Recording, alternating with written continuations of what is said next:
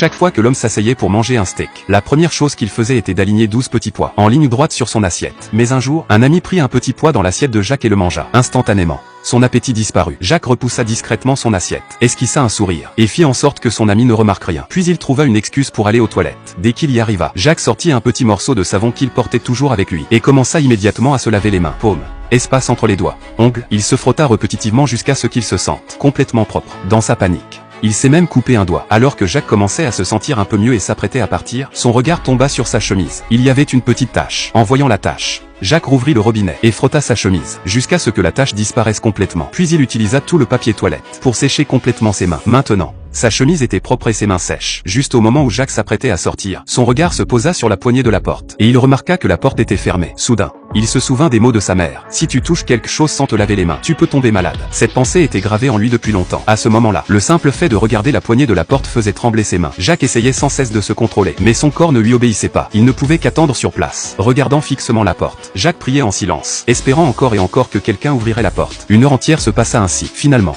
quelqu'un ouvrit la porte, et Jacques sortit directement.